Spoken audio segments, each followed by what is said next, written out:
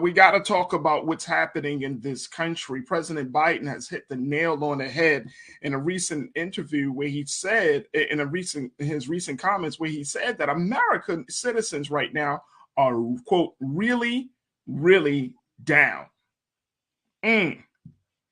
Now, I want to talk about the fact that we are in this place where America is on edge, folks, that there are a number of factors that have led to the place that, as President Biden calls, down, why we are this way. According to CNN, I wanted you to check out what some of the big factors are that we're facing in this country. CNN pointed out this. Here we go.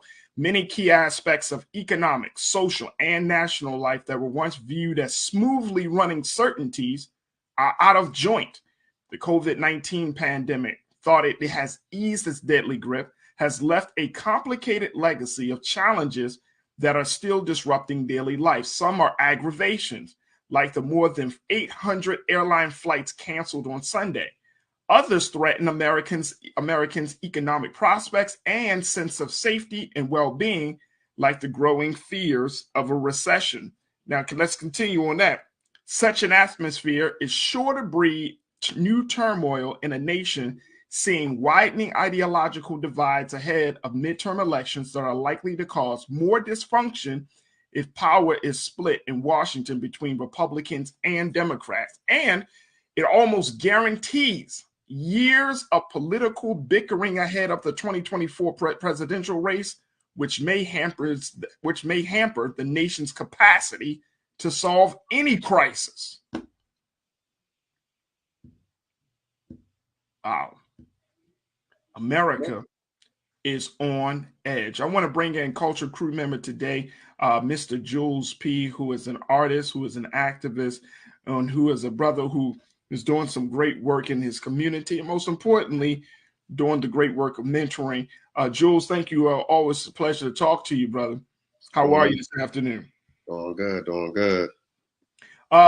Jules, when we talk about this, America being on edge, and as I laid out, I mean, you know, that's just a synopsis of some of the big issues, not even to add the fact, Jules, that, you know, there is internal strife within various communities across this country, cultural issues that we're seeing. I mean, these are just the big ticket items, and just the sense that, you know what, I just don't like people. I don't like to be around people. I don't like how people think. Let's not talk about the fact of the impact of technology and social media and how it has shaped the world that we're in and how we see the world. America's on edge, Jules. What's your take on it, bro? I definitely want to pick up off that last point of the statement that you read, because it's like, you know, the problem that I see is going to be the bickering again between the two parties. That's why I feel like a lot of Americans are on edge, because I feel like there's never going to be a resolution, because one side is going to say one thing in Republican, one side is going to say another thing in Democrat, and it's like it's like a constant argument. So whoever has the idea to fix the problem, this side is going to refute that. And when they have the idea to fix the problem, this side is going to refute that. So it's like we're going to constantly be in this turmoil where nobody's going to come to an agreement on how to fix things. To elaborate more on the different points, I mean, just look at it. Like, we live in this regular day society. Going to the grocery stores is different. Going to the malls are different. I mean, it's no stores in the mall. If you go in the mall, it's like the malls are empty because all the stores couldn't handle the pandemic. The pandemic really crushed a lot of business. Right. And then that wears, again, you know, the new term everybody wants to use starting from 2020 or 2019, 2020 is like the mental health. Well, that's a thing now, because now people losing jobs, people have lost jobs, people can't support their families how they used to. So now that changes the consumer, that changes how corporations market business. And it's like now, you know, grocery stores, like they're not getting products in that you used to be able to get on a regular basis, a consistent basis. You know, back when the pandemic first happened, remember, we couldn't even get paper towels or toilet paper or Lysol. Like, it just was so much going on at one time. And that was like, well, is this going to be the new America? I mean, literally, that's what has changed. Is like, all right, this is now the new normal. And then it's like, now we get to a point where we're accepting it, but we're not happy with it, if that makes sense. No, that makes a lot of sense. So it's like, you know, that's literally the state that we're at right now. And then as a side, I mean, Joe Biden, I mean, we talk about it, man. We know the president we know the president is struggling right now, to say the least. Struggling. He couldn't even ride a bike. He couldn't come to a stop on a bike. He fell right off. And you know what, man? And I hope they say he didn't sustain any serious injuries. I fell off bikes before. Man, so, I get it, but it's like when I seen it, like because I got the CNN sent the headline. So again, like you say, technology. It came to my phone. So it said Joe Biden falls off a bike. I'm like, oh man, like I'm like, dang, like not the president. Like you good. Then when I seen the video, I'm like, he came to a complete stop and then tipped over. I'm like, that's America right now. Enough is enough. Coming to a complete stop and then tipping over. Like that's America right now, Jules. Yeah, we reached our point and we can't take it no more. That's America. See, that's what. Hey, Keenan, let's throw that quote back up on the screen for me, please, bro. Because I want people to see that. Look at all these issues, but this is the problem. Let's go to the next one, King. Look at this is the last part of this. Thank you. Listen to what CNN is saying. It almost guarantees years of political bickering ahead of this race, this is the part that gets me, Jules, which may hamper the nation's capacity to solve any crisis. Right. That's why I wanted us to focus on. That's why I raised this part of the conversation, to focus on any crisis. Like we're getting to a point in this country where the simple things, like in government, they call it constituent services, right? Mm-hmm. And when that becomes interrupted or disrupted, like we see with the supply chain, getting certain foods in and all of that. I mean, it's one thing to talk about war or the looming threat of war. It's one thing to talk about the recession, but it's another thing when certain constituent services are disrupted. Right. Like when you can't, if you think about it on a local level, folks, it's like if you can't get your trash picked up. Right. If there is snow, for example, that comes into your area, you can't get snow removal, right? Or you go to a government office, they can't provide you the services. Like if you are a veteran, they can't provide you with certain services. I mean, or any of the constituent services, right? The things that like this quote mentioned, the things that you're supposed to rely the most on. Big point. We talked about this a couple of years ago, Jules, when the mail situation was all messed up, right? Now, still, it's, the mail, let me just say this, like the post office, according to polls across the country, out of all the government institutions, more people had faith that the Postal Service was going to continue to operate at a high level than any other government agency. 90% of the people, the American people, had faith in the post office and its ability to do its job. When things start to fall apart, those constituent services, when those things that we often rely on, when they start to fall apart, then it's just a reminder that this place that we're in, the edge that we are on, is here. And that's the thing. Like when you can't, I understood when the pandemic happened, when it first happened, you couldn't get certain supplies. Now we're 2.5 years in. You still can't get it. Now I might have to cut. I still can't get certain supplies. And then the stuff that I do have to get, the prices are crazy. Oh, yeah. Yeah. Let's talk about it. You know what I'm saying? Right. So it's starting to now the sense of security is starting to be eroded. The foundation that we all believe is going to be eroded. And that's the part. Like, okay, yeah, we know we got a war. We know we got a recession. We know we got some race issues. But what? I can't get my mail? Right. I can't. I gotta spend $15, whereas before I spent, $10 on a pack of chicken. Right. It's like, oh man, that's when the situation goes. All right, I want to get some of our watchers and folks. Make sure y'all check in, post your comments. Let's hear what you got to say as well. McCole kicked us off today, Jules. McCall, it's always good to hear from you. McCall said, America is on edge. The combination of the pandemic, COVID-19 pandemic, continuous racism, facts, health disparities, right, mass shootings, and random violence, people are fearful. Right. Yeah. And guess what? Fear makes you do things out of a space of irrational, right? You know what I mean? Now when you're afraid, you're going to start acting more irrational than when you are not afraid. And that just adds to the edge. Jules, what's your take, bro? When you're fearful, and this is not even, let's not even talk about, I want to bring up guns, but it's the term trigger happy. And that's not even just talking about using a weapon. That's just talking about life. You make irrational decisions out of fear because now you're trigger happy, because now you're on edge and you're ready to jump and do whatever to try to get out of that space of fear. And that causes you to make even worse decisions. That's daily, day in, day out operations. That's with your job. That's with your home. That's with your kids. That's with anything. You just act off of what the fear is, and you're jumping now instead of sitting down, logically explaining, logically reasoning, and then acting on. So, I mean, that was a great point. I mean, the fear part, I think, is what America is really dealing with.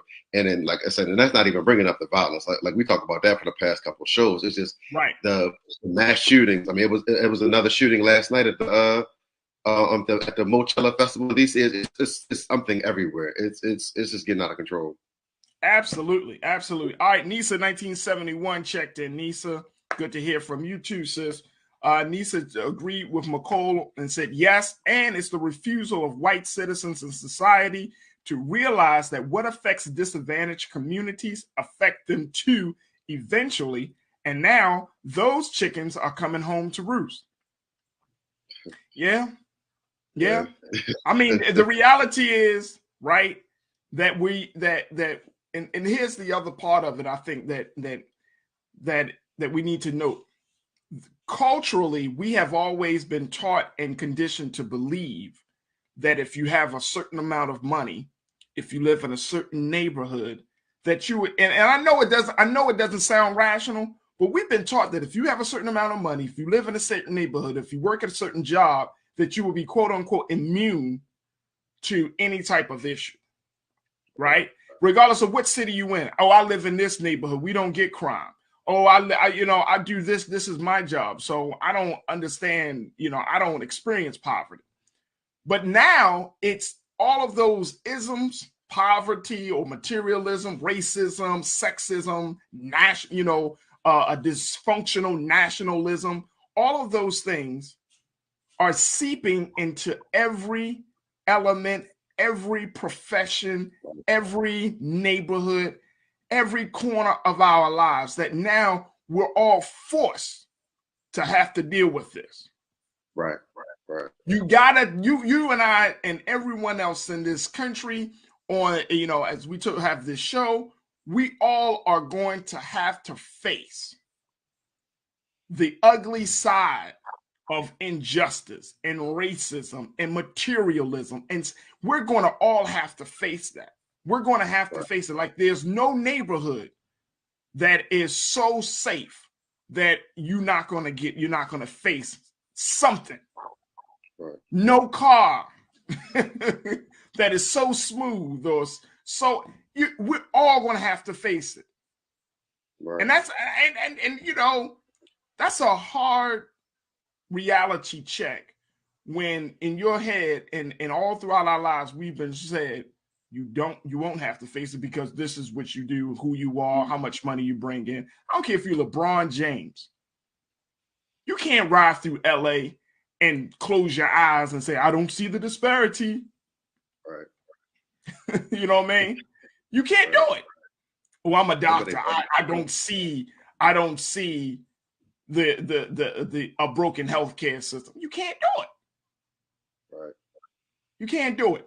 Let's go back to our comments. Let's go to Belinda. Belinda, it's good to check in with you, sis. Belinda checks in and said, look, Biden showed he's not balanced in life or at work.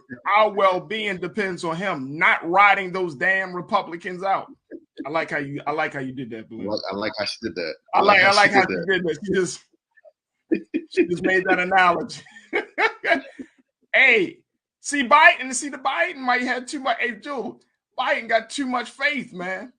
I'm serious. And maybe it's just because of me. And you can correct me, bro. I don't know if you're at this place, but maybe it's just me. As I get older, they always attribute Maya Angelou with that saying that if a person show you who they are, believe them. After a while, you start to be like, Dr. Angelou was on to something. Right. Because I can't see your intentions until they express through actions. And if your actions show that they're against my interest, then I have to believe your intention is against my interest. You can't be like, I made good intentions and I'm going to hurt you. And then expect me to be like, no, that's cool. You hurt me. But your intentions your intentions lead to your actions. So if somebody show you who they are, you got to believe them. If the Republicans are saying, no, the intention is to save America, but everything you're doing is disempowering to the citizens of America, I got to go with your actions, bro. I can't, your well-intentioned, your good intention, I can't bank on that. I can only bank on your policies. I can only bank on what I see you do. Right. Is that crazy? No, but I got a question. And focusing on your point and focusing on her comment. Is Biden overwhelmed? Are we not talking about that enough? Is he overwhelmed? Yeah, it's 2 years into his term. We're seeing all the problems that he's trying to recover from the previous administration, then all the new problems that's going on in this current administration, and then the fact of his age and his health. Trying to do this.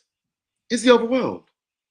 Are we looking at a president that is just, he ain't saying it, but we see he's a regular American living in a time where this is too much at one time. He's living in fear. He's overwhelmed. He can't deal with it. Hey, Jules. And he's not saying it. Jules, that's why you my guy, man. I think we gotta say what it is. Anybody in that seat, in this moment, in this day and time, would have to say, "Oh, this is too much." Right. I mean, look, and maybe that's the problem. Maybe that's the issue. The real issue is we expect Biden to be Superman, or some of us, not all of us, of course, right? We expect any political leader to be Superman or Superwoman, and then we're like, when they don't meet that expectation, we get disappointed. Why can't you? I mean, think about it. What school has prepared you for a war across the seas, a recession, a pandemic you still ain't got a full management of, right? Racial issues that the country has yet to fully address, right? So they're leaving it. And then your administration is always going back and forth.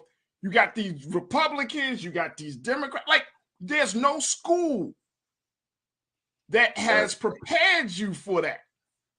Right. There's no, like you could be like, well, I've been in public service for 40 years. That may give you some experience or some know-how. But if there, in every president, there's nothing that has prepared you for the, like you said, bro, the onslaught of crisis. It's like crisis after crisis after crisis after crisis. And we gotta, as I think part of the issue is, as Americans, as citizens of this country, we have to say this, we have to come to the point that we're like, you know what? It's unrealistic to expect this man to carry the weight of it all. We got to do something. As citizens, we got to do something. Yeah, because you're right, bro. I think we're overwhelmed. I think, again, going back to what CNN said, it all hampers our capacity to solve any crisis. Right. That's where we're at. Is it possible? Let me add to your question, bro, as we wrap up. Is it possible that the crises are above the capacity of the American government? Now is that possible? I think yes. Can the American government, as we have it at this moment, and as it stands, and based upon our current relationship with our government, can we truly expect the United States of America, the government of this great country, right? And I'm saying that, I'm being for real.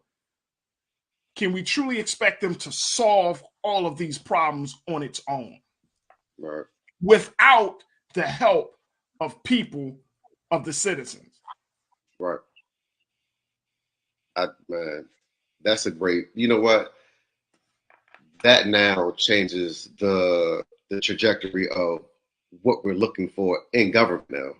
Because, you know, when we were younger, we were voting for political candidates to fix and solve issues. But like you said, when the issues are crisis after crisis after crisis, pounding and pounding and pounding, it's like one person can't logically fix everything at one time. I'll give you an example. When you stated the fact of, you know, there's no school that teaches this, it's messed up because, say, for instance, racism was the problem. So say I want to go to school for 4 years, I want to study criminal justice, I want to become a lawyer or a prosecutor, whatever, and fight that issue. But as soon as I get to that point, boom, the pandemic happened.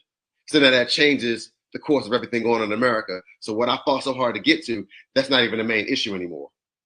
And then once we started to adapt to the pandemic, boom, then war happens. And then after we started getting close to, all right, let's figure out what's going on in the world, then boom, the economy happens. It's like you said, it's just so much at one time. It's like we were not prepared for this. And there's not one person that can solve this. It has to be a collective effort, whether it's government, whether it's local government, whether it's community.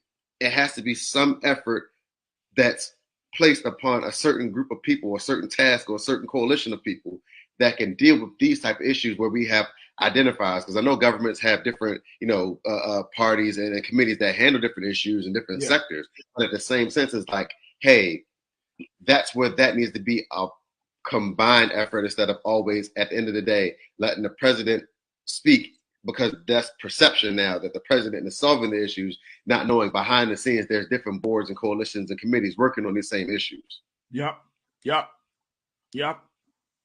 I think you hit the nail on the head, bro.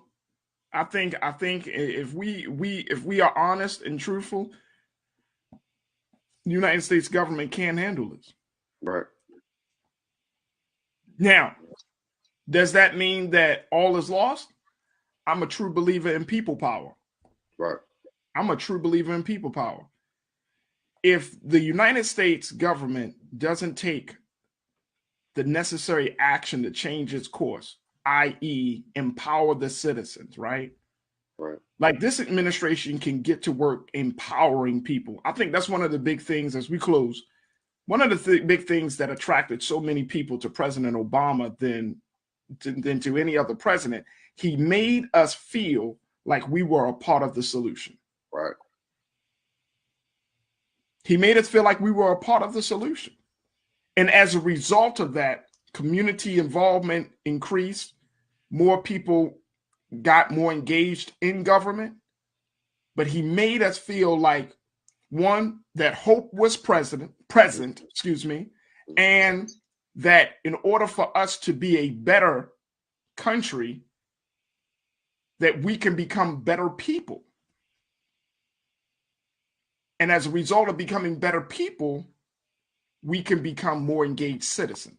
Right. That's what I think is missing now. We don't need to have an Obama-esque style leadership because we've had that for 8 years. What we need to do, I think, is to dig deep in ourselves to say enough is enough, and to say, I don't need somebody to come and rile me up. I need to rile myself up because this is the right time and the right thing to do. And this is really the only way. I mean, look, there's no outside foreign entity, government agency that's going to help this country. The big factor in turning this country around is the American people. Right.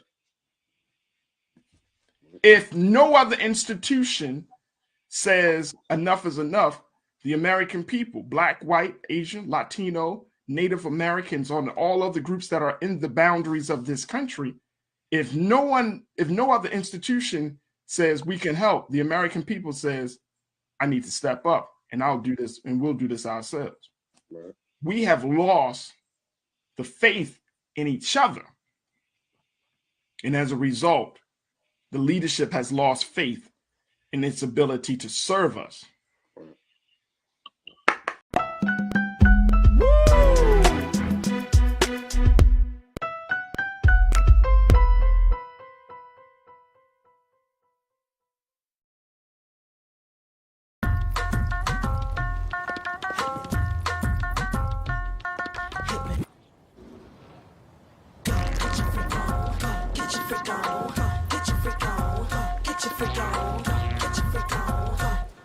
Pull up a chair, take your seat. The Black Tape with me, Dr. Greg Carr, here on the Black Star Network. Every week, we'll take a deeper dive into the world we're living in. Join the conversation only on the Black Star Network. I'm Deborah Owens, America's Wealth Coach, and my new show, Get Wealthy, focuses on the things that your financial advisor and bank isn't telling you, but you absolutely need to know. So watch Get Wealthy on the Black Star Network.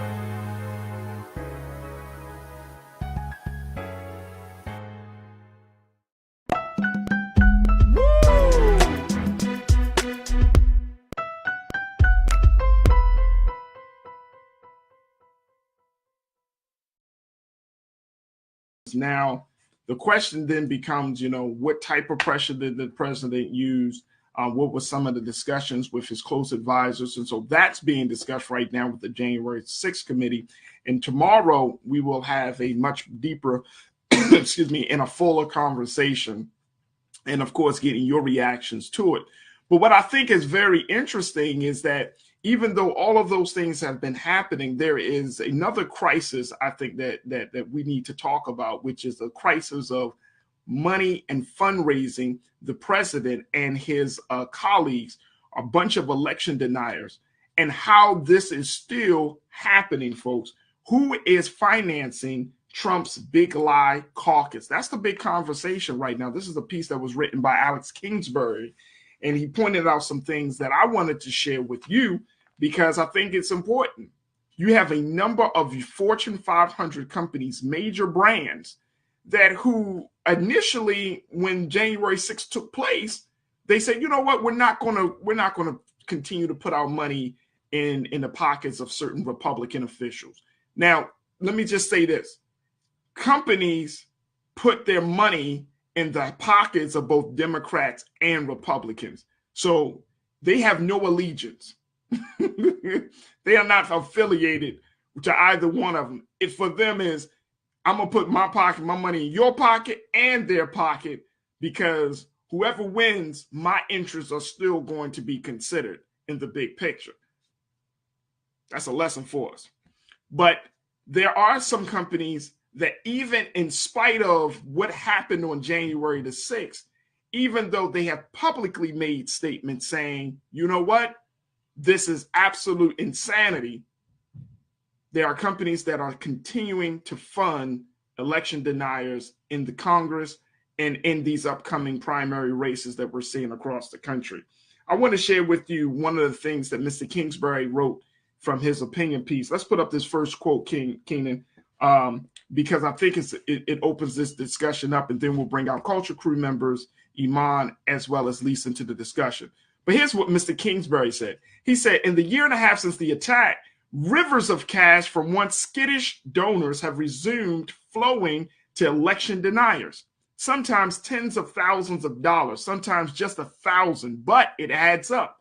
In the month of April alone, the last month for which data is available, Fortune 500 companies and trade organizations gave more than $1.4 million to members of Congress who voted not to certify the election results, according to an analysis by the transparency group Accountable.us. AT&T led the pack, giving $95,000 to election objectors. Y'all hear me on this? Now, Mr. Kingsbury, you might say, well, why should we listen to Mr. Kingsbury? Mr. Kingsbury is a member of the New York Times editorial board. So I'm going to put his credentials out there in his proper context. But this is serious. Money is still being given to people who denied the election, who are continuing to promote this big lie. And these are companies that you and I may hold near and dear to our hearts. Let's bring in Lise Winnie, who serves as the host of Millennials Anonymous podcast. And we also are joined by Iman Heath, who is an activist and entrepreneur. Iman, welcome to the show. Good to see you again, sis. Hey, family. All right, good. All right, first and foremost, Lise, and I got more to share from Mr. Kingsbury, but to hear that Mr. Kingsbury pointed out this situation here, that you still have these big companies who was like, oh no, we're not going to support them, and then a couple of months pass, and then the support goes from zero and it starts climbing back up the charts. How should we respond to that? I think that we do live in a society now where we hold people accountable, companies accountable for what they're putting out, whether it's endangering the environment, whether it's a social justice issue. So I think this is the same way, because this really affects or impacts our democracy. So with those companies like AT&T and those companies like Home Depot, I think it's time for us to start holding them accountable, because they're not necessarily donating directly to the Republican Party. They're donating to Republican candidates like Jim Jordan. And these are people that are repeatedly not coming. They're saying no, even though they're being called in to come into court. They're like, no, I'm not doing it. So we do need to hold them accountable by making sure that they know, like, we know what you did. We know that you're supporting these candidates. I don't know if this is a boycott of their products, or if this is more so just putting them on blast. I'm not exactly sure what that should look like just yet, but we do definitely need to hold them accountable. Yeah, let me just share with you some of the companies that are strong supporters or are still supporting Republican candidates, Republican officials, and are still fundraising the big lie.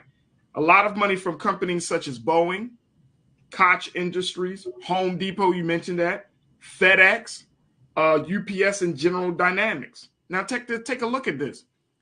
Akeem, let's put the second quote up on the board, because I think this is important. All of those companies, with the exception of Koch Industries and FedEx, once said they refrained from donating to politicians who voted to reject the election results. Of the 249 companies that promised not to fund the 147 senators and representatives who voted against any of the results, fewer than half have stuck to their promises, according to CREW. And CREW is known as the Citizens for Responsibility and Ethics in Washington. That's what CREW stands for. So you still have a number of companies, Iman, that are still can't stick to their promise. Again, they're thinking about their interests. And this is where capitalism, once again, is put on the stand and has to be questioned. You mean to tell me this was such an attack on democracy that even these companies are saying, it was an attack, but... Like Lee said, accountability. We have to apply more pressure with these companies when it comes to holding them accountable. The fact that we have to even put in a but, yeah, it was a riot, but yeah, this such and such happened, but softens the blow. Right. And we can't do anything but call it what it was and not sugarcoat it. So these companies, I understand they may not, on the business side, you may not want to lose money. They may have made a promise. If they keep their end of the bargain, they'll get something large in return. So I understand business-wise not wanting to lose that. However, there's such thing as ethics. And I think that's the part that a lot of businesses forget. It's ethics. And then us as citizens in the society, like Lee said, we have to hold them accountable. Accountability means a lot. Hold your money. Don't buy the flowers at Home Depot. Go to your local floral shop or something if you want to, but we got to hold them accountable. Oh, no doubt. Akeem, let's go to the second quote I I want to go back to that quote. The first, it was a part prior to this quote, and I think this is it starts with all told. Yeah, here's the thing. Here's the thing. All told, as of this week, corporations. This is this week, folks. This is not like this is this week in June. Corporations and industry groups gave almost $32 million to the House and Senate members who voted to overturn the election and to the GOP. Committees focused on the party's congressional campaigns. The top 10 companies that gave monies to those members, according to Crew's analysis of campaign finance disclosures, are those companies that you see right there. Boeing, Home Depot, Valero Energy, Lockheed, UPS, Raytheon, Marathon Petroleum, General Motors, and FedEx. Like, these are all the companies that we all use. UPS and FedEx, we see every day. Every day. Every day. So the question that I have is, because, you know, at least you know it and I know it, when such situations like this, when companies do some type of egregious violation of the culture for Black people, we were like, oh, we should boycott the company. Do we boycott FedEx, Valero, Home Depot, Lockheed Martin, UPS, General Motors? Do we boycott those companies? Well, I mean, and just to correct it's Coke, the Coke industry. Coke. So the Koch Okay. brothers, Thank who you. they Coke, are Koch, known, Coke, whatever. No, they are joking. known Yes. for donating Yes. money to Republicans like Kevin Right. Nunes, and these are people that have always kind of pushed this narrative. They are big Trump supporters, and they believe in this big lie. So I think what we need to do is, beyond just boycotting, we do need to start to take money out of politics. And this is the issue that we have when you have all of this money, that these super PACs and all of these big corporations, because at the end of the day, the reason why they're so invested is because of things like taxes and making sure that people cannot make, unionize within their organizations, and make sure that they don't get good wages, and make sure that the company is always on the top. So this is why this is important. Although it may not say Black in front of it, who are the people that get shafted the most when we're looking at the labor market? Black and brown folks and people in lower income communities. This is something that we should be looking at, because that is why these companies like FedEx and these companies like Home Depot are still investing money into these candidates, because these are the candidates that push those laws. So that puts us in a precarious position, then, Iman. Like, we are forced to do business with these companies that continue to finance, and this is the big concern that I have around the big lie and everything that came along with this January 6th situation. The concern is it's not going to die. No, I mean, we having these public hearings. Janine posted. And I think, Janine, you made a very good point. You said Congress is doing everyone a disservice by not holding these hearings during prime time. Most voters are not going online to watch the hearings after work. Yeah, a lot of people may not. People checked out after maybe the first or second hearing, right? But that's the problem. The problem is that even though we may not be talking about it, even though President Biden and Vice President Harris may say, oh, we need to, the committee is going to deal with that. Behind the scenes, money is still being funneled. So that means that these candidates, Iman, can still create commercials. They can still move forward on their agenda, because at the end of the day, they're not concerned about what the American people have already shown, that the disdain about what happened. So they're not going to check themselves. They're only concerned about, I'm in the office now. Okay, fine. I'm going to be quiet about what happened on January the 6th, because they're still being supported. I'm glad that this is happening the way it is, honestly, because by not keeping this situation in the public eye as much as I think they should, to keep postponing these hearings, like you said, not airing it during prime time when people are able to actually watch, and not everyone has access to stream online. So just seeing how I won't say secretive. We wouldn't have known this now. Okay, so secretive. They're Right. trying to keep this so much of a secret. Mind you, this was a big deal. When we were rioting during the Freddie Gray situation, we were on CNN Right. all day long. So Right. why, when the same situation happens, but on a much greater scale, with a majority different kind of people, why is this such a secret? Hopefully, this will show Americans, especially Black. Because it's look. We said it. I mean, look, go back. You said, why is it such a secret? No, Faraji, I know why it's such a secret. No, I know that. I'm just saying, voters see how this is being handled, and we actually look into politics more than just, well, I'm not going to vote. I'm just going to leave it alone. No, we have to start learning about politics and the channels and how it funnels, so we can at least understand what the hell we're talking about and looking at. And look, let me tell you, Trump knew that if he got enough people on board, enough credible people, even though that once they get on board with this big lie, they become discreditable. You know, they lose credit. But he knew that if he got enough influential and credible people on board, that he was going to do a few things. One is he will create doubt and suspicion in the mind of the voter, right?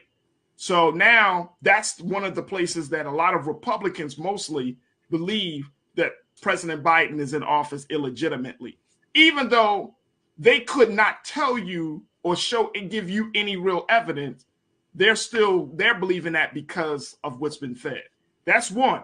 But the second thing is there is a fundraising side of this. We talked about the fact that last week, and on Brother Roland's show, he talked about this in more detail.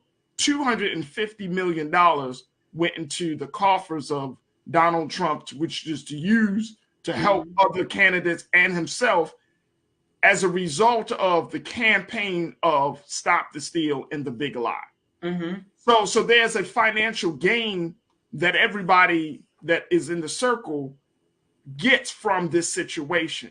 Companies are getting something in return, right? They might be in a state where Toyota, for example, might have a plant in a state where they need some tax incentives. They put a little something in the congressman's pocket, in the senator's pocket. And as a result of that, they get tax breaks. That type of thing. That's level of, some people might describe it as dark money. But the point is that you're looking at a situation where money is becoming so, like, it's not about principle. Hell, it ain't even about democracy. It's just about who can fatten the pockets, right, to get what they want to get out of the situation. And it's just that simple. Lise, talk to me. Well, a couple things. One, I don't think that I think half of Americans believe that this, in fact, was absolutely ridiculous, appalling. This is unacceptable. And I think that the 70 million plus people that voted for him don't necessarily agree with that. So I think we are in a place where there's a large amount of people that do believe Trump and what he's saying. And then I don't believe that Trump got people on his side. Trump is the head of the Republican Party, whether we know it or not. And so what happened was that people fell in line because the American public loved Trump. So Trump didn't have to necessarily get them on board. They jumped on board because they wanted to keep their selves in power. I think we do need to look at it because right now in New York, Trump is being looked at for campaign violations because he has not filed yet that he's actually going to be running for president yet. And he has made over $5,000 in donations. You cannot do that. He has clearly violated campaign finance laws. It's so many things that have been happening with Trump. And I think that the Democrats, I think this is where they failed a bit. Because I think they kept going after Trump for things that they knew they weren't going to be able to get him, and he became invincible. And at that point, now he believes that, and the people around him believe that. Like anytime he paid his daughter-in-law $60,000 to speak at the rally on January 6th, she got paid $60,000 to do that. Wow. That should not happen. But these are the type of things that continue to happen, and Democrats keep going after the wrong thing, and then we're back at square one. Let me tell you why Democrats keep going after the wrong thing, which is surprising because they should know that a scenario like this, it only leads, like Trump is at the top of the chain, right? He's at the top of the whole pyramid scheme. Mm-hmm. And then you got his people underneath of him, even though they know he crazy or he wrong, they still ride with him because they get something from it. Then you got the lawmakers. Right. You got the lawmakers that are saying, yeah. Because why? They want to get the support. They don't have the balls to go against Trump. They're weak in their commitment to the people. They're weak in their commitment to themselves. So they're going to ride along because they're going to gain something from it, right? Then you got these companies. These companies are just looking for whatever road they need to take to build their interest. The sad part is that this is all being told as if it's about democracy, when it's not. Yeah, only a little bit about democracy, but this is what we're seeing happening from President Trump and the Republicans. This is not about democracy. This is not an attack on democracy, because democracy would include the people, right? They attacked democracy. I mean, that was the other way around. No, this is about money. Exactly. It's always about the money. This is about power and money, right? And guess why I say it's not about democracy? Because the people, we have no idea, and quote unquote, and we have very little ways to disrupt this. Mm-hmm. Like, money is flowing right now from these companies, right? Unless the American people say enough is enough, we're gonna stop patronizing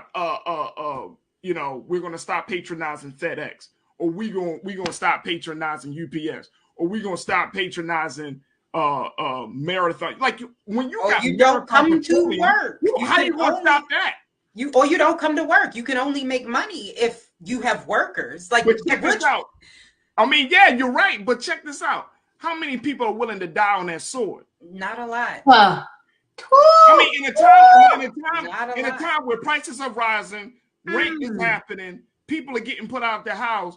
Can you imagine if a man said, "Well, baby, this company supported Trump"? She gonna be like, "Yeah, well, you support us."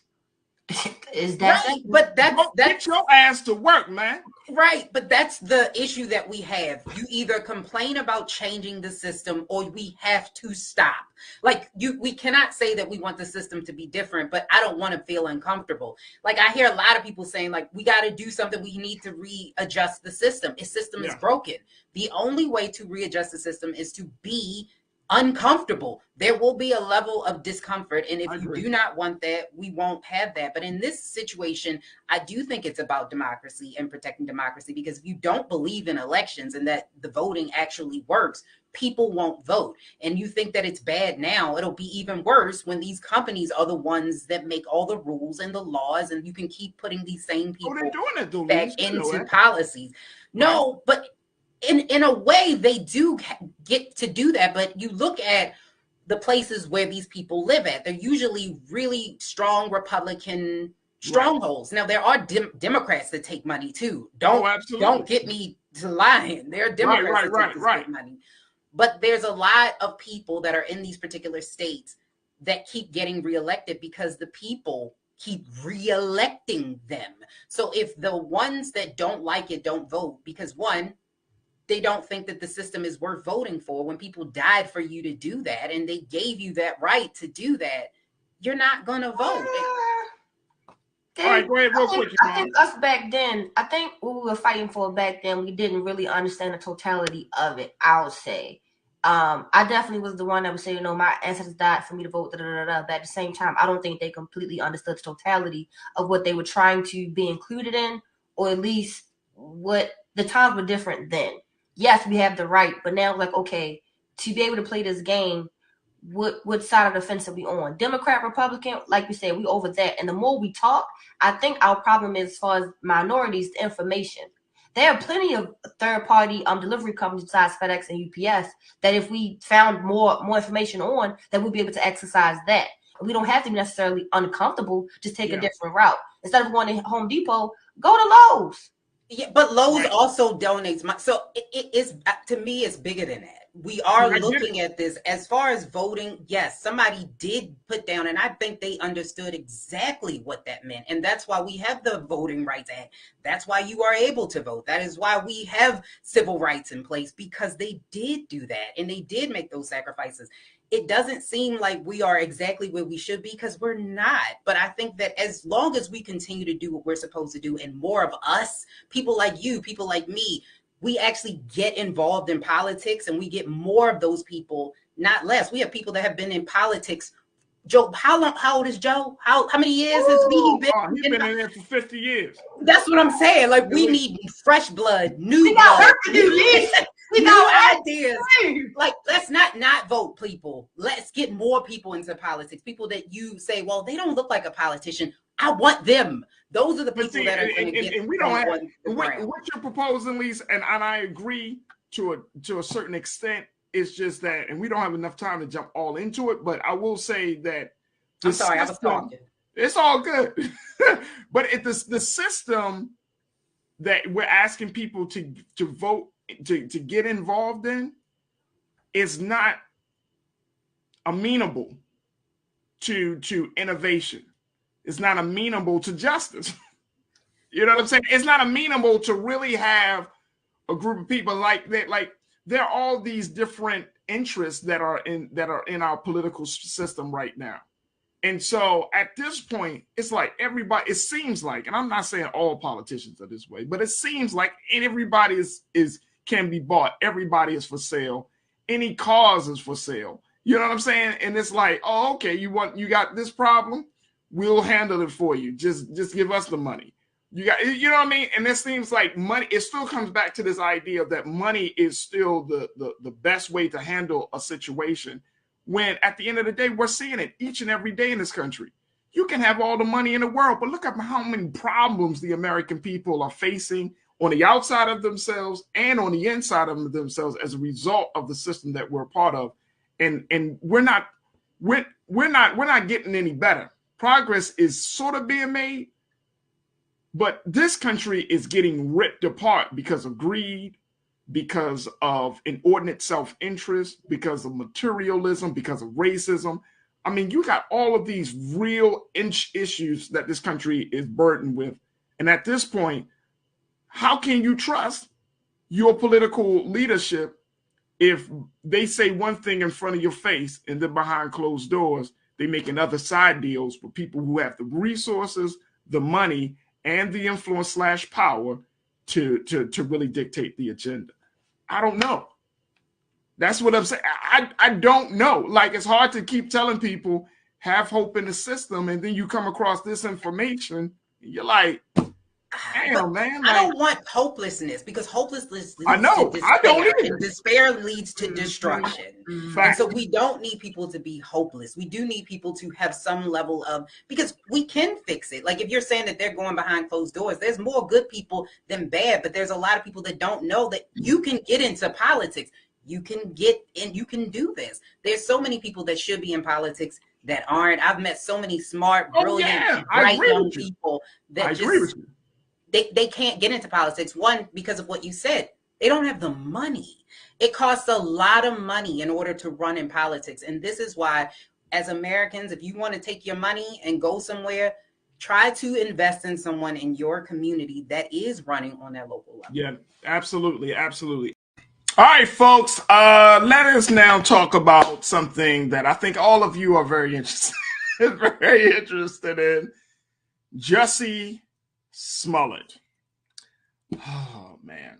The Empire actor is once again pleading his case in the court of public opinion when he had recently gone on to the radio show Sway in the Morning to talk about all of the criticism that he has been getting as a result of his situation. He gets mad at people for not believing that all that he went through, the racial attack that he talked about, was still seen as a hoax. He can't believe it. And more importantly, he says that as a result of that so many people that he thought would be riding with him, his real friends, he's now seeing as they're in their true light. He said it on Sway in the Morning. Let me just share with you this quote, Ariel. Let's post the Mr. Smollett's quote. He said during the interview with Sway, he also shared advice a friend gave him a few years ago. He said, you may look at everything now and think that this is bad. Someone close to the actor observed. He said, you needed to mow the lawn so you can see all the snakes in your grass. He said, this is what Jussie said. He said, I do hold some people accountable for the things that they said, for the things that they did, for the ways that they reacted, because half of those people should have picked up the fucking phone and called me because they had my number, you know, and they didn't. I hold the people that went out there and said shit. I hold them to something, and not the people that don't know me but the people that do know me. Fuck out of here. Y'all know better than that, and y'all did that. That was some PR bullshit, and you know who you are. And I will not name names, and I love everybody, but I don't like everybody. That's Jussie Smollett showing how mad he is about the situation. Sinead, good to... Man. What is going... What? Just let it go. It's sometimes, you know, it's best to say nothing. Right? And I think, let me tell you, and this is really funny, I take a lot of my advice literally by watching a very successful businesswoman by the name of Beyonce Giselle Knowles-Carter. The pundits are going to talk either way. Right. And the more you give them something to talk about, the more money they'll make, and the more it seems valuable to respond to all your responses and create new headlines for you to get upset about, for them to make another new headline, and the money still circulates, you know. Sometimes it's best to just say nothing, because the only truth that matters is the truth of God. You believe in what you believe in. Those focus less on those who aren't standing by you and focus on those who do. I mean, I will never place my judgment. I don't know. The story has always sounded interesting, for lack of better words. But Jussie, I hope, again, learning lessons. I hope he learned something from the entire situation. And also, he had said this on Sway, he held himself accountable for his ego. Because even when it came out and when everybody was on your side, you were flaunting, you know, I'm the gay Tupac and all that crazy. You have to be careful. You have to be careful what comes out of your mouth, because, you know, it ain't over until it's over. And even when it's over, it can be resurrected. We all know that.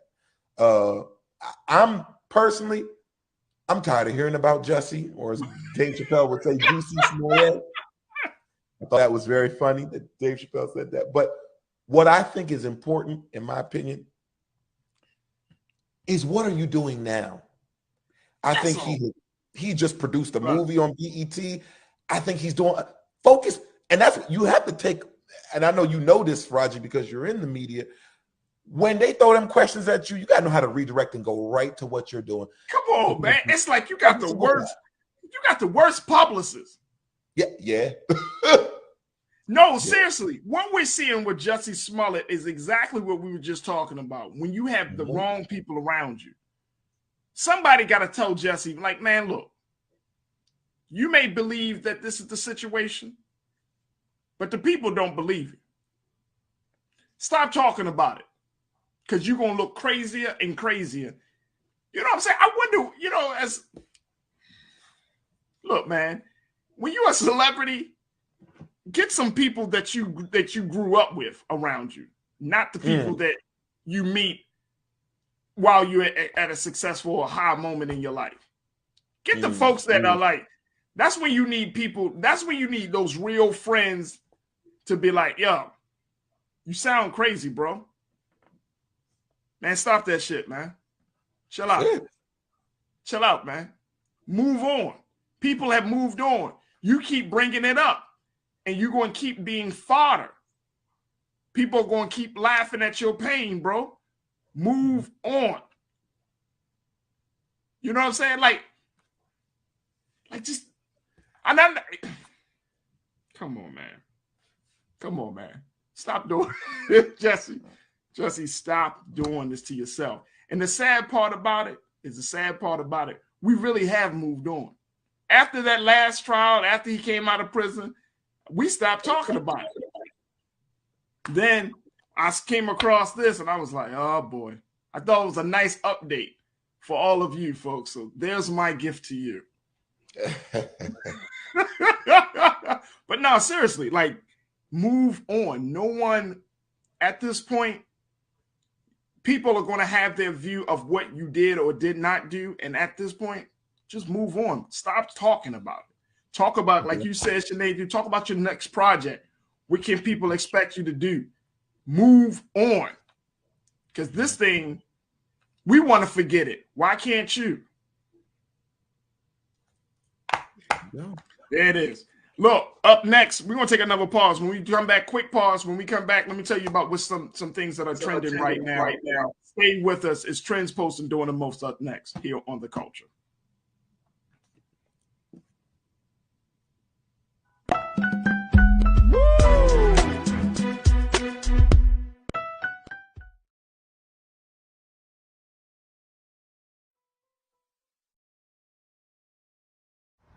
How about sushi? I just had sushi for lunch yesterday. How about tacos? Automatic emergency braking, one of 6 advanced safety features standard on every 2022 Chevy Equinox. Find new technology. Find new roads. Chevrolet.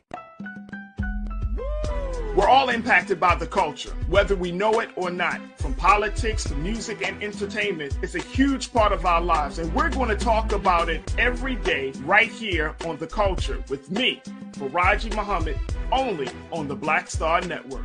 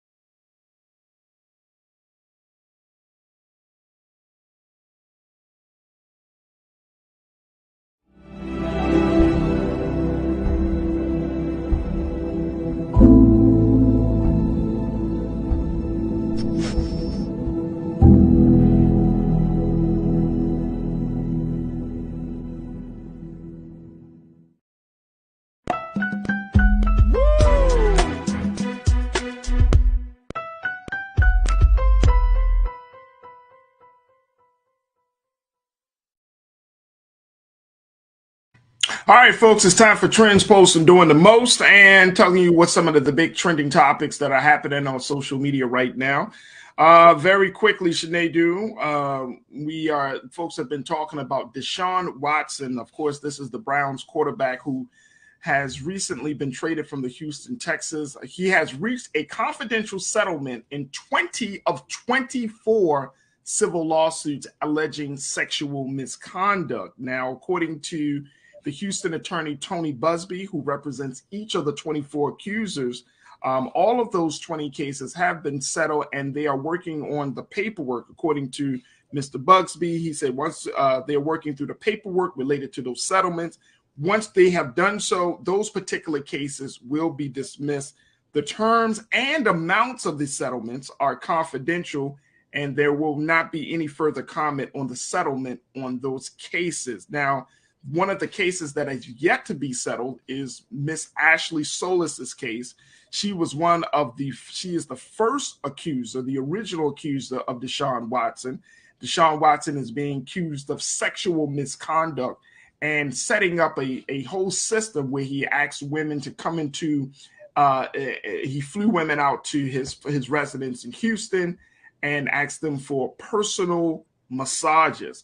And during those course of those massages, sexual misconduct allegations started to come out as he was, as women have said, that he had done everything to reveal himself, to rubbing up against the women while massages were taking place, to even going as far as doing self-pleasure while he was getting the massage. Now, Mr. Watson is also subject to potential penalty from the NFL, with Commissioner Roger Goodell still working through a probe into any potential wrongdoing by him, who could be hit with a substantial suspension if reports of Mr. Goodell's intent to deliver a 1-year ban are accurate.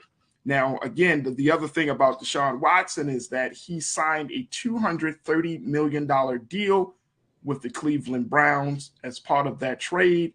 And many people have said, what about the women? Real quick, you do the work of diversity, equity, and inclusion. How do you handle a situation like this? 20 out of 24, 4 cases still out there. Sinead, how can this be resolved? Or at least what can be done to ensure that these women's voices are heard and that justice is done? My heart goes out to those women because it's unfortunate. And there's always this notion where people will say, well, he was flying you out, shouldn't you know? I mean, come on.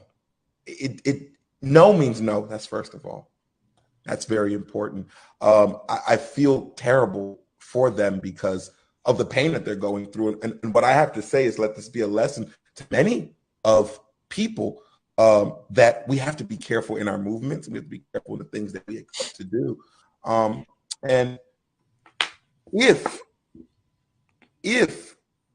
to many other affluent folks, you're inviting somebody over for a massage or whatever, and you have other intentions, it will behoove you to let that be known and maybe get something on paper, right? Yeah. Very, very important. In theory, the most illegal thing that he did was not explain to these women what they were coming there for. And I think it's very important that people know they are consent. No is a complete sentence. Consent is super important, and I hope that these ladies get whatever they need to begin the journey of healing. I think so. I would agree with you first. King Lee, you checked in and said, well, it is good that brother Deshaun Watson is taking the steps needed to address these matters. I don't know, King, to be honest with you. I don't know if he really is addressing these matters. I mean, he's paying out. I don't know, but that means that they have enough evidence or some circumstantial evidence to say, you know what, he did commit some level of wrongdoing, and that they should be compensated for. So he's paying out, but when we're living in a time where women are abused and misused and treated and wrongly, like that is still not enough. You know what I mean? Like that is still not enough. And I'm talking about, you got 24 women who have lawsuits against you. Come on, that's unacceptable. If that was Deshaun Watson, the garbage man, Deshaun Watson, the doctor, if that was Deshaun Watson, the counsel person, I mean, you got 24 women who say that who have alleged sexual misconduct from you. You wouldn't have a job. So what makes a difference now? Oh, he's an NFL quarterback. The NFL don't pay you for good character. They pay you for great physical talent. So, yeah. I don't get it. I just don't get it. But to your point, brother, I hope the women are finding some healing. Do I want to see the brother go taken down? And no, it's just about, he got to take accountability, and then we got to know when we violate. Like, there are consequences to that. That's just very simple. No means no. And just because a woman is in a space, it doesn't matter what time of day. If she's coming for one intent and you come in because you trying to deceive her and trying to, trying to influence her to do something that she's not comfortable with doing, that's still a violation. Still a violation. Yeah. Here's some other news that is trending right now, though on a much lighter note as we close out the show. Sinead, do you still eat at KFC? What's formerly known as Kentucky Fried Chicken? No, but from time to time. If there's no Popeyes around, maybe. All right, well, then you can appreciate this, folks.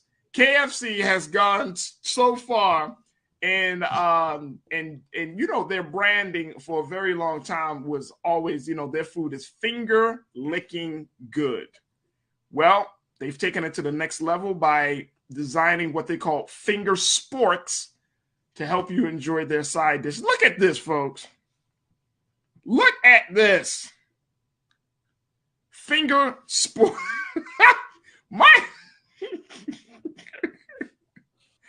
Finger Sporks, the innovative eating utensil, is free for anyone who orders a KFC Sides Lovers Meal. When did forks become so cumbersome that we can't even hold a fork? Like, do we get a fork and we like, I can't grip it. F it. Pop it on a finger. What? We can't even hold the fork? What's wrong with this? Is this hard to do? It's just like, why should they got this? You got this. You know my background, my family from Africa, so certain things we can talk about forks and sports. No, hey, Sinead, this is offensive to. Look, I can get using hands. It's either hands or utensils, but a spork that you pop on your finger. Come on, bro. Come on. Like, this is harder. Like, I know people that I can't even get, bro, this is harder. Like, can you imagine eating corn with this? You just like, girl. You're gonna look dumb. Yeah, girl. That's crazy. That's crazy, girl.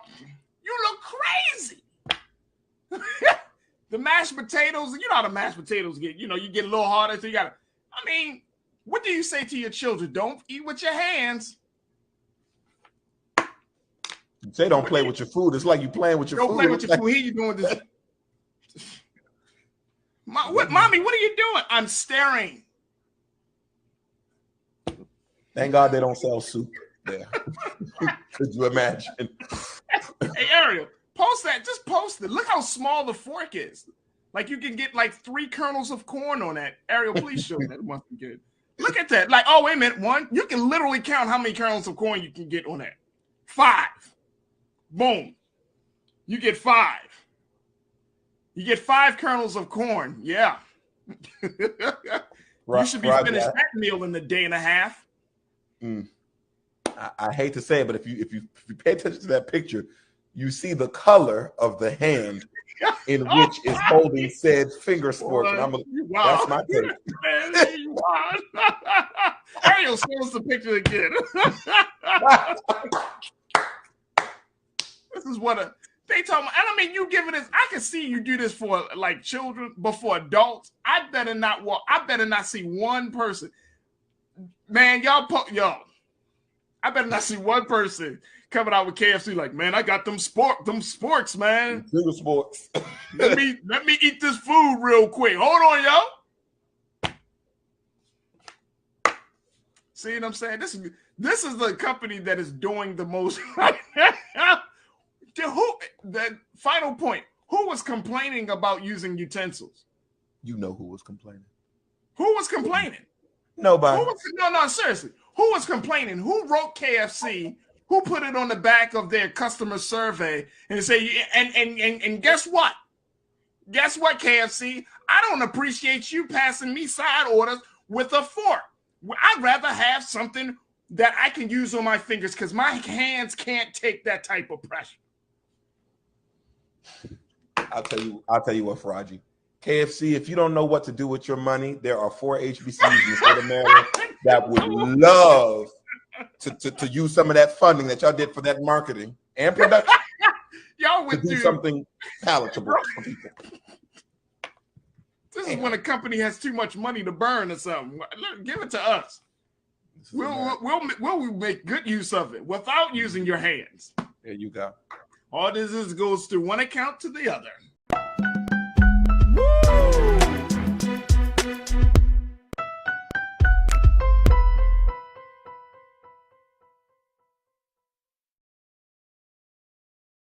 Love our new Alexa. It's a Buick. Yeah, Alexa. Buick.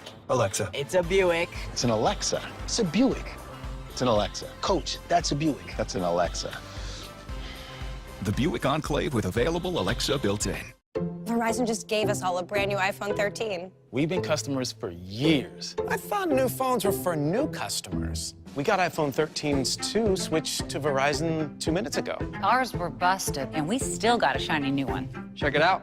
So wait, everybody gets the same great deal. I think that's the point. iPhone 13 on us for every customer. Current, new, everyone. On any unlimited plan, starting at just $35. All on the network more people rely on. Don't you think it's time to get wealthy?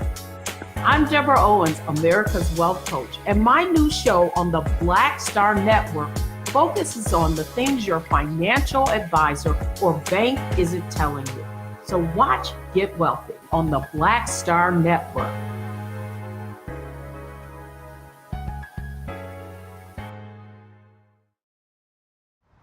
How about sushi? I just had sushi for lunch yesterday.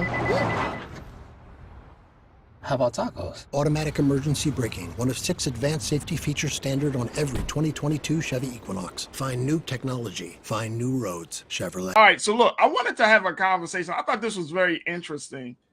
This is Black Music Month.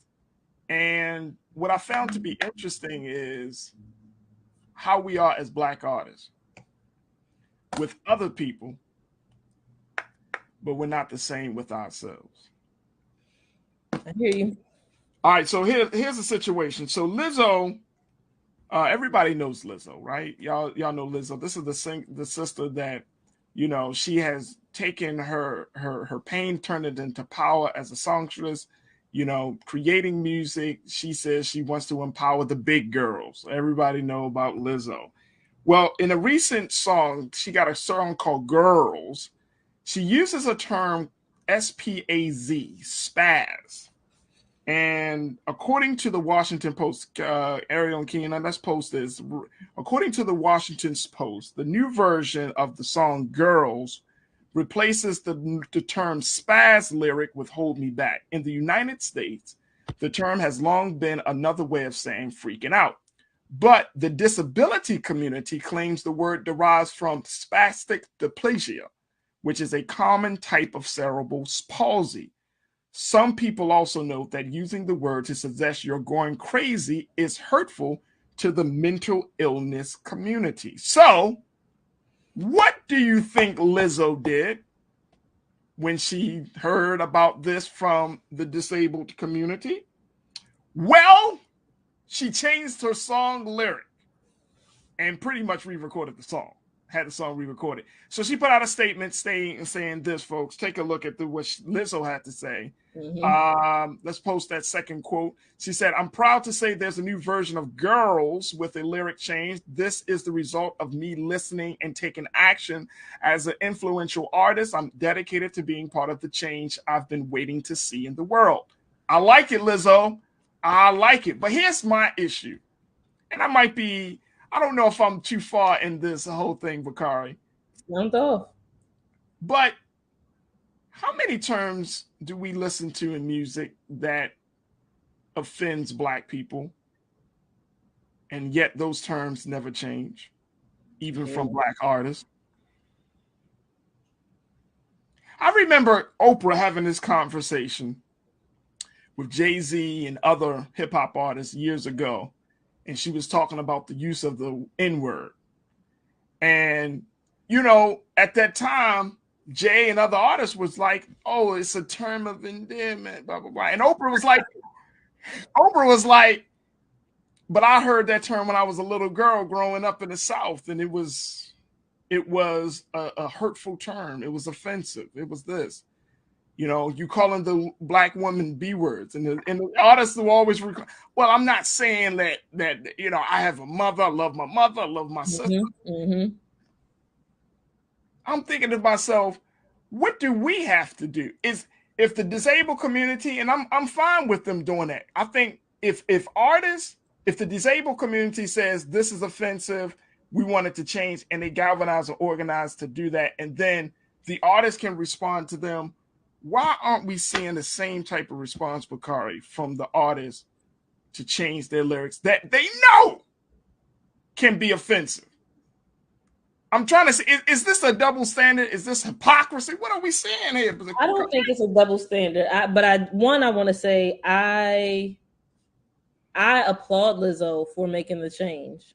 I really do. I admire her. I think it shows an example of what it looks like, what it could look like in real time, to say, "Oop, I messed up. I didn't set out with the intention to do that.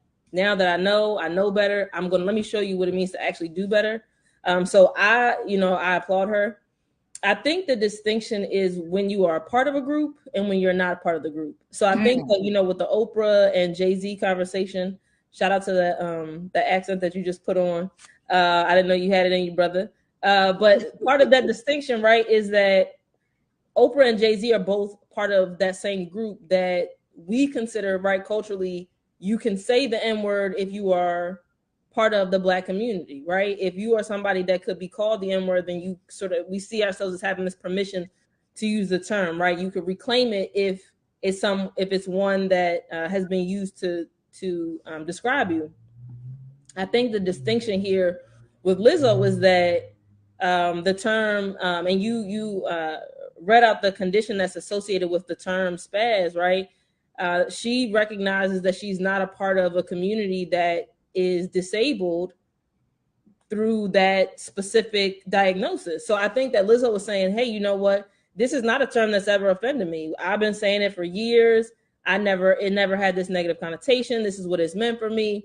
But I'm not part of this community that it actually describes. I'm not part of the community that it, from a medical standpoint, that it actually refers to. And because I'm on the outside looking in, I can acknowledge and respect what you all are communicating to me. So I will also say, I think as a Black and queer person at the intersections, it's like, this is, what a lot of folks experience, when it comes to asking or requesting, demanding the use of different pronouns, right? It's, well, you don't see yourself as a part of that, so you don't have to be bothered, or, we're reading too much into it. And like I said, I applaud Lizzo. I think that she's listening, so to me, and I hear a lot of folks saying it's too sensitive, but we're sensitive people. Like, why pretend that we're not sensitive people? And if she has the access to capital to re-record the song and low-key create even more buzz as a result of doing something positive that's more inclusive as opposed to being divisive, why not, man? Like, so to me, I think it's a step in the right direction. I know there are a lot of people that are saying it's too deep and it's not that serious. I think it is. I think it is. I see her as bringing more people in as opposed to shutting more people out. So I would agree with you there. I think it is. I think it was mature of her to say, you know what, I was wrong. But I tend to see that there is a double standard there, though. I hear you. I do. I think there's a double standard just because we have complained. I mean, Black people, we have complained. We have tried to quote unquote. I remember years ago. Y'all remember those demonstrations to bury the N-word? Y'all remember that? I mean, I saw it went so far, Bakari. I saw one situation where they actually had like a coffin. They were standing in the grave, yes. And they were like, we're going to bury the N-word. And it's like, it's all performative. But then at the end of the day, it didn't catch fire as to change the culture. But again, I think that the distinction is that Lizzo can make this because she's saying I was corrected as an outsider to the community that this particular word impacts. She can make that change. I think if we were as Black folks organizing around a non-Black person using that term, that would be something different. We'd be telling them not to use the term. But I think within our own group, right, we are allowed to have discourse within our own cultural group and to decide whether or not you're going to actually use it. So I hear you, and I think I understand where you're coming from, but I guess I don't necessarily see it as a double standard, because in this instance, it's an intercommunal dialogue that we're having, as opposed to someone from the outside coming in and saying, I'm going to call you N-word. I'm going to continue to use N-word in my music and my whatever other, materials. So that's kind of how I see that breakdown. So I don't know if it's necessarily, it feels like to me it's slightly apples and oranges in terms of how we decide who gets to say what, It could be. I just think that it's interesting that we're living in a time and a space where fans of certain music can kind of dictate the music that they want to hear, right? And it's always contingent upon the artist to change it. For example, here's a prime example. So on one side, here's an artist like Lizzo who's saying, okay, y'all don't like it, I offended you, that's fine, I'll change it. But then, like, Drake's new album just dropped, Honestly Nevermind. That dropped on early at midnight this morning. And some people react and say, oh, this is the worst Drake album ever, and this is terrible. This dance hall, what is this mess? And Drake was like, if you don't like it, that's because you ain't catch up to it yet. You know what I'm saying? Like, he's not in a space of like trying to appeal to or trying to get more people to be a part of his fan club. He's like, hey, it is what it is. Though. He has in the past when that snippet that he sampled off of R. Kelly's album came up, But see, and I guess that's the thing. Like, it's like, what are the boundaries? Because I remember when the whole R. Kelly thing dropped, like when Surviving R. Kelly, then you saw all these artists, Chance the Rapper, and all these different artists who's like, oh, I don't want this song going. But it's like, bruh, you mean to tell me y'all just realized that R. Kelly was this type of dude after the song was made? Yeah. But now you don't want him on your album. Somebody who was it? Somebody just put out an album and they had just a couple of samples of R. Kelly, and people were like, oh my gosh. And it's like, oh, Kendrick, even with Kendrick's latest album, people are like, oh my gosh, you reference R. Kelly, blah, blah, blah. And it's like, but y'all do know that this situation with R. Kelly been around for like 20 years. Mm-hmm. So now you acting like you brand new. It's just, I think people pick and choose what's acceptable. And I guess my bigger point to all of this is, at the end of the day, we determine what the culture is. And I don't think a lot of us like really understand that if you don't like what an artist has to say, same thing that Rick Ross did when he talked about popping, putting something in a woman's drink, and how the survivor community was like, what the hell are you talking about? And he had to come out and make a statement and all of those things. Like, we determine the culture. Yep. Like, if the artist feels like this is acceptable because the people don't push back on it, then the artist is going to continue to make content that speaks to that level of silence or that level of ignorance. Yep. So I think I just think that culturally it's important to have these conversations, to highlight this, to say, you know what? We do have power. You can tell an artist. Now, you may like the N-word, but I don't like it. You may like for women to be called the B word. I don't like it. But guess what? If you don't say anything, if that's cool for you, then the audience is not going to feel compelled to change it or to mature from it. Mm-hmm. So I thought that's an interesting take, Bakari. I hear you. I agree. I think if we were to see a subset of Lizzo's fans, that spoke out about her using the N-word, if that was, something that was common in her music, I don't necessarily think that it is, but I think if we were to see a subgroup come out and say that I think would be the really interesting, the really interesting conversation to see whether or not she would be equally as compelled to make that level of change.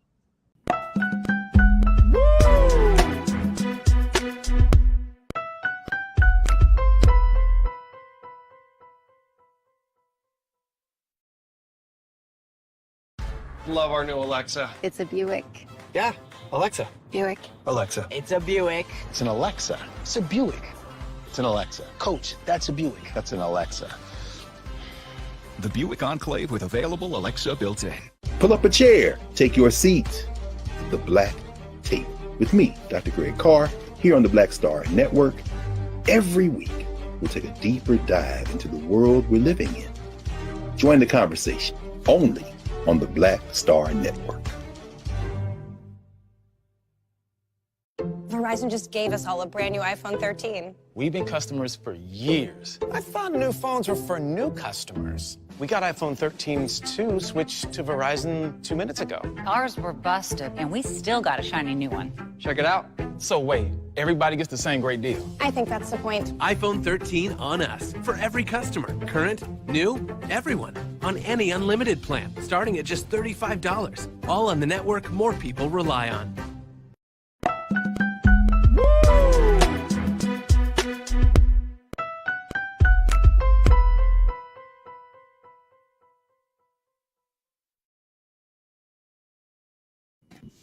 Folks, women across the country right now are trying to figure out what is going on with feminine products, as there has officially been a tampon shortage in America. And guess who is not happy? Women who need it the most. Man, oh man. According to many reports, the shortage, and then let me just throw this up here on the screen, Keena. Let's share with folks what's being reported about this situation. But there is a holdup. Consumers, women, have had to contend with product shortages throughout this whole pandemic, but be it toilet paper and hand sanitizer or cleaning wipes and baby formula, which has become a new normal, but one that consumers in the United States aren't accustomed to. Now, that has led to the place that we're in right now, that some of the inventory issues stem from the rising cost of cotton, rayon, and plastic, according to Narev Patel, who serves as the president and chief executive of Bristol Cone, a supply chain logistics company. Demand for such materials has been squeezed in recent years by the rush to produce medical essentials in the pandemic. And now supply challenges are heaping problems on producers. And you know who one of those problems are? Procter and Gamble. That's one of them. That is the maker of the tampon, the Tampax tampon. And as a result of that, feminine products are put on being on hold. And so if women are able to find some feminine products, they're buying them in droves. They're just taking them off the shelves. And I couldn't have a conversation like this without having two sisters to talk to me about it, because I'm trying to figure out, what do we do about this? All right, let's bring them back in. Our culture crew members, Lise Winnie, Nira Muhammad.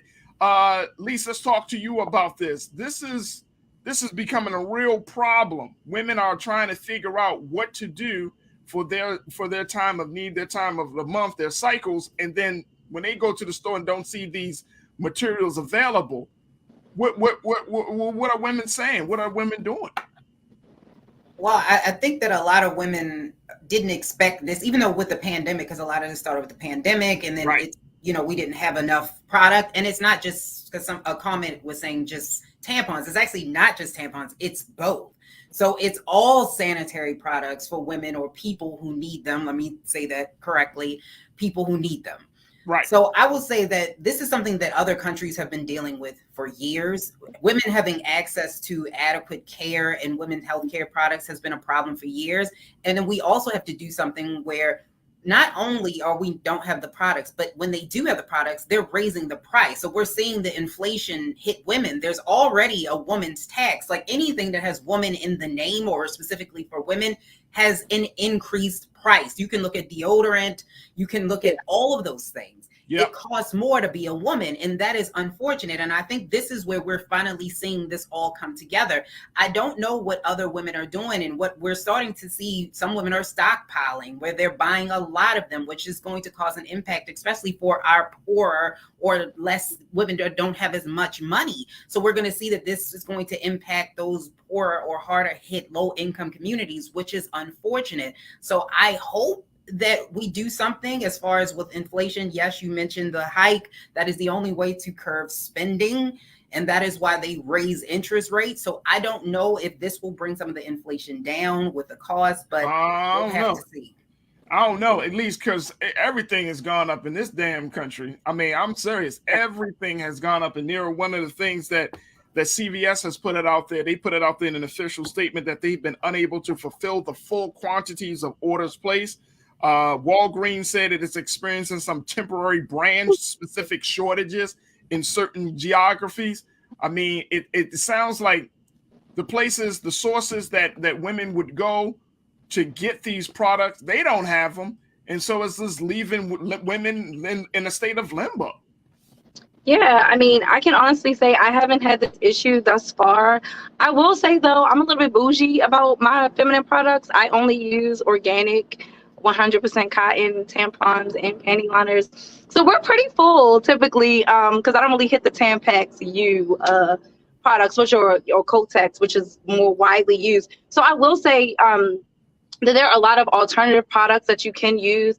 I've been hearing and seeing a lot more women say that they use that reusable cup. It's like a plastic little cup that you insert inside of yourself and it catches it. You rinse it out, wash it out, you reinsert it. I don't know, a lot of women have said that they're just over. Before this even happened, they're like, listen, I am so tired of buying tampons and pads. Like, I've been doing this for 20, 30 years. I'm over it. I'm ready to switch to something different.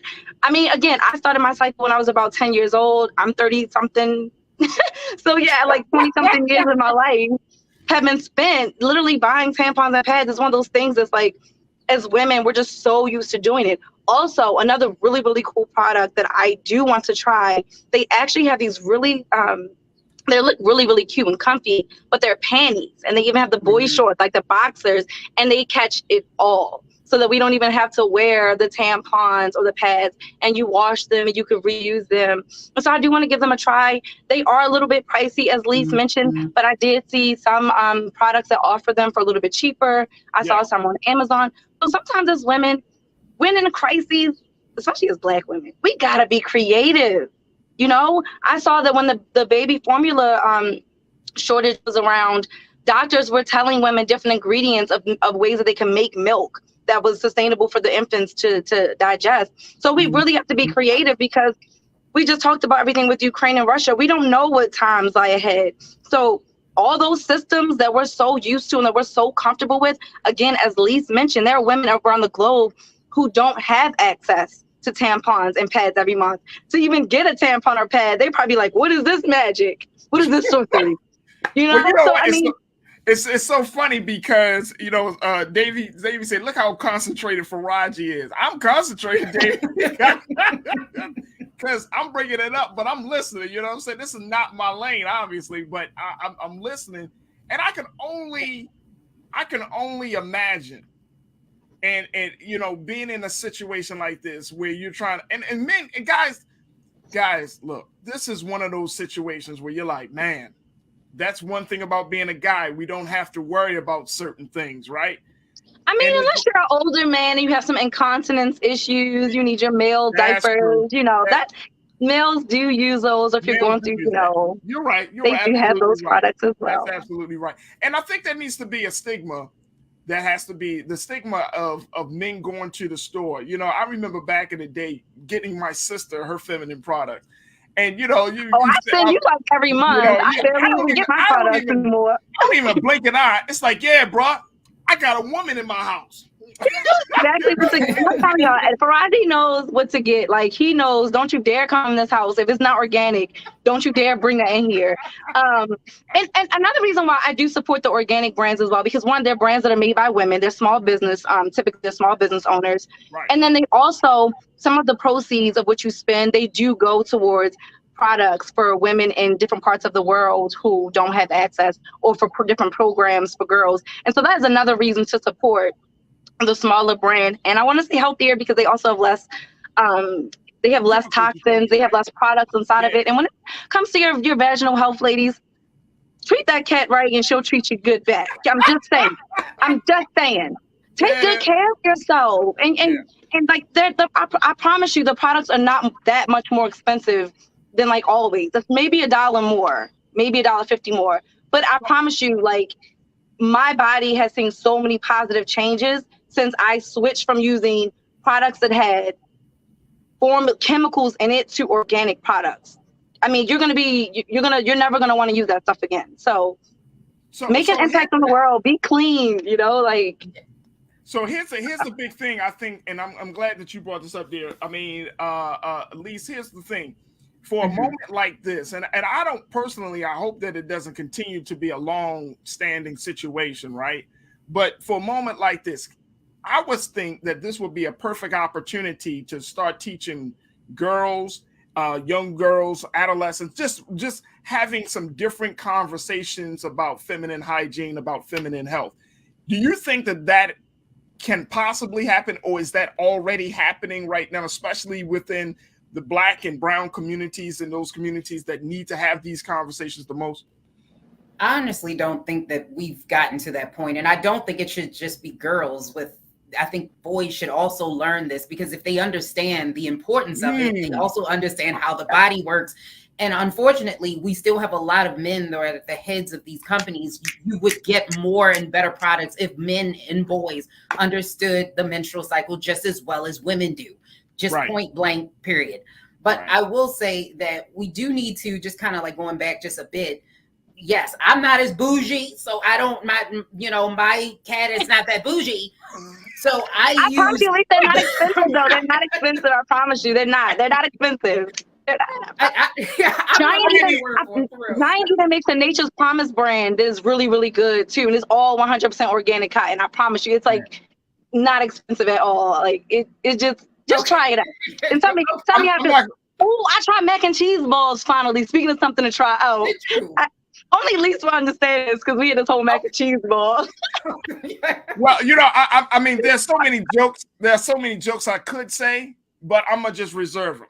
So go ahead, Lisa. I'm gonna let you finish. My bad. You're fine.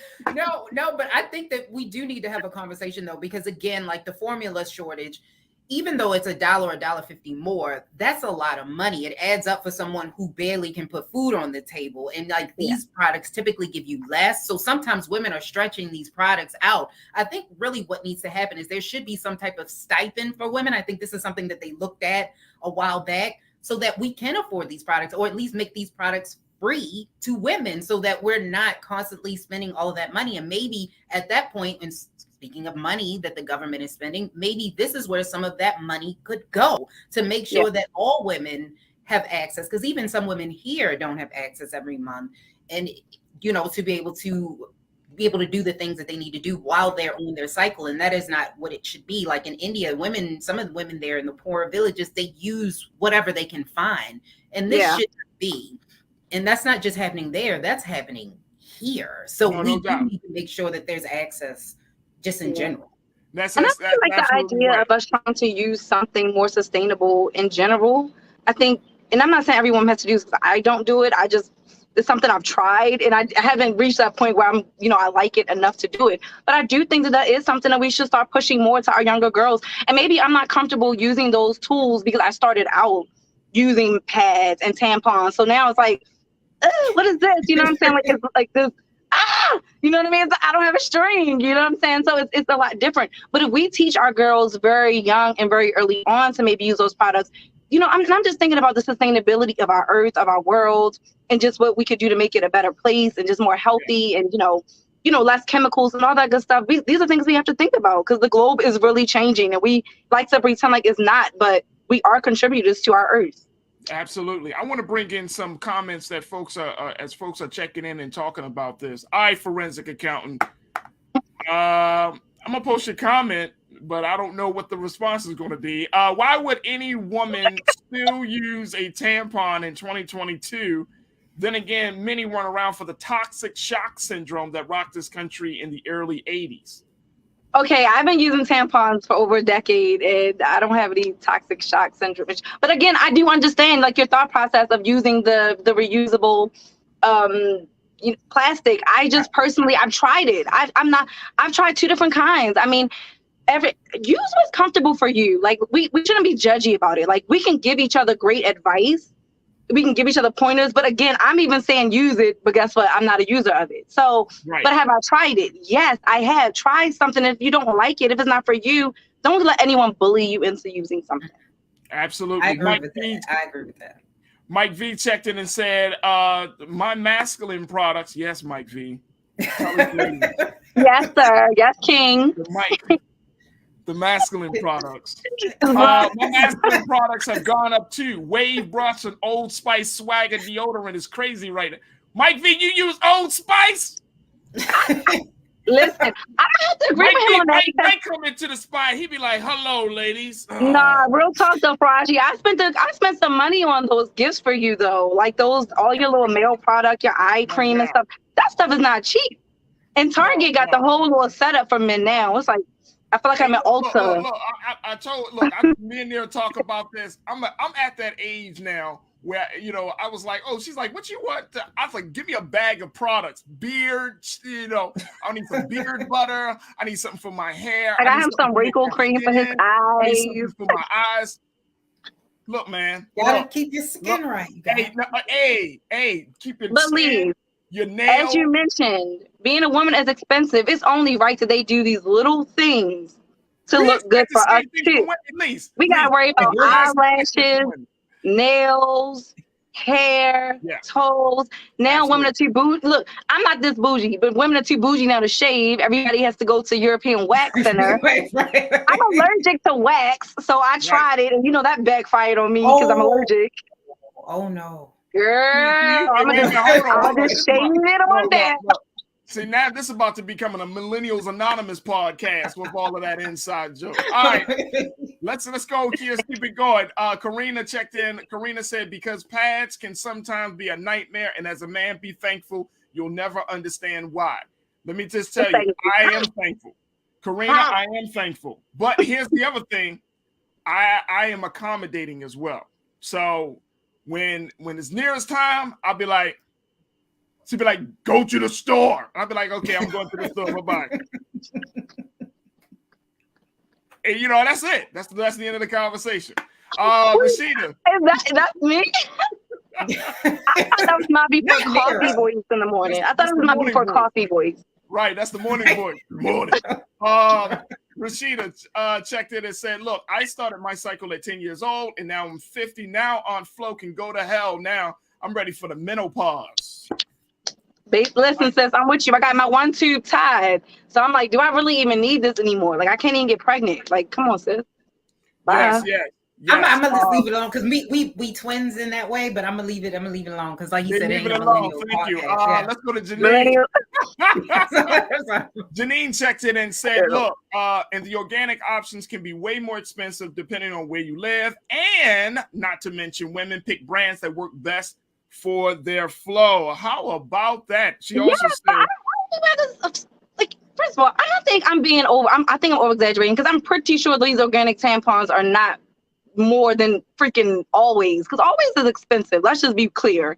And that's also, and with the organic ones, first of all, my tampon package for my organic ones comes with super and regular, and they have all different types of sizes and flows. So that's another myth. See, this is why I love this show, because we're debunking myths now. We're educating other women. Organic does come in different various flows, because my sisters and I all joke about it all the time. All 3 of us have a different flow. We all use the organic products. It's not, and it's, I'm a cheap person. I only go to Old Navy for sales. Faraji, like, I am a very penny pincher. I like to go to Marshall's, TJ Maxx kind of woman. Right. But there are some things that you just don't dip on, baby. And my vagina is one. That's for me. You splurge. There's nothing wrong I splurge for my vagina. You're right. Okay, let's go. But I'm not splurging though, because it's really not expensive. Like, it's not. Right. I think maybe when they first came out they were, but I think it's more equitable now. All right, Danita, let's go to you. Danita said, yes, period products should be covered under insurance. It is something that is not voluntary. It is necessary. I agree with that. I agree with that. But not if they're gonna choose my products for me though. No, that's the drawback I have with that. If they're gonna choose my products for me or like deliver me like government tampons, y'all can keep that. I'm good. I'm gonna spin the block for mine. You got government cheese, government milk, government tampon. No, okay. Oh, the big bulky joints that they used to have the school nurse. That's what it gives me PTSD. You know what I'm talking about, Lee. Right. Yeah. I know what I'm talking about. The school nurse joints. Mike Green. Brick by brick. Mike Green said a woman's decision is between her and God. End story. That's absolutely right. Absolutely right. And look, that's what I'm saying. And I think that as men, that we should allow the space for women. Like, I can't dictate a woman's body. I mean, we're talking about tampons here, which is a quote unquote like small thing, but then it gets into a larger conversation, Lisa Nira, about, you know, women's health, reproductive health, women's health in general, right? And then you start to get in a conversation from everything from abortion to other rights that women should have on their bodies. And I think that it's very, very important that you ladies have the space, have what you need to dictate and determine what's best for your body. Most importantly, have the education to determine, okay, how do I make sure that my body stays healthy? How do I make sure that everything is working properly here? How do I make sure that I'm being supported? And I think that goes over the head of a lot of people, Lise, that especially men in powerful positions, political leaders, they don't understand that. They still look at the women's body as being a possession rather than a gift. Yeah, because they don't teach boys to understand first that a woman is an equal and not as, like a possession. That's what they've been taught pretty much their whole lives. And then they don't understand how the body works. And this is why I said this is a disservice to boys when they actually because that was back in the day. But when I was in school, they separated the boys and the girls. Like the girls learned about the girls and the boys learned about the boys. And I was like, that's not how this should be. Men should learn about this just like women should. I agree. And again, kind of like going back to what we were saying about the insurance, I think that if they give a stipend, sort of like you can go to the pharmacy and buy it and then you purchase your own products, I think that would be great. Maybe that's something they should look into. And we don't have the money because we got to help other countries. Well, that's true. But here's the thing: that speaks volumes. I mean, just something of, and I'm not trying to diminish the importance of this, but I mean, this is a small situation compared to other things. But just doing something such as, hey, we're going to provide a stipend for women products. I mean, imagine if any government, or especially the United States government, were to extend that level of benefit to women. I mean, I would think that would turn this country into, I mean, it would do wonders for this country. Just a simple gesture of the United States government. We understand we're going through this great tampon shortage right now. As a result, over the next 3 months, until we get things with the supply chain taken care of, we're going to provide some stipends. We're going to do this. We're going to do that. It's just frustrating to me that a simple gesture like this is not something that's being put before the American people, especially the women of this country, and to ease and to relieve some of the burden. It's mind blowing. Neri, you got the final word. What's your take? Yeah, I just think that, again, all the comments were really great today in terms of the conversation. Women, my last final thought is just do what's best for you and what's most comfortable for you. We all have our own preferences, and it's okay. It's okay. Like, be who you are, do what's comfortable for you and your body, and who cares what other women are doing? Do you think? Absolutely. Very quickly, I want maybe don't stock up on too many boxes, though, because then that, just like Lee said, it just makes it worse. Maybe get like 2 or 3 boxes, but like not more than that. Hey, I want to do this very quickly. Hey, Keenan, we got a second quote around how much the feminine hygiene industry is really, really bringing in each and every year. Check this out very quickly, folks. This is from the Washington Post. If you want to know how serious of an issue this is, the feminine hygiene industry is projected to be worth more than $54 billion by 2028, and the average user will pay roughly $1,800 over the course of their life if using tampons, or more than $4,700 if they use pads, according to research by Pandia Health. Applicators and other waste from menstrual products contribute greatly to the plastic pollution choking the ocean. Wow. That's yes, it does. How serious this situation really is.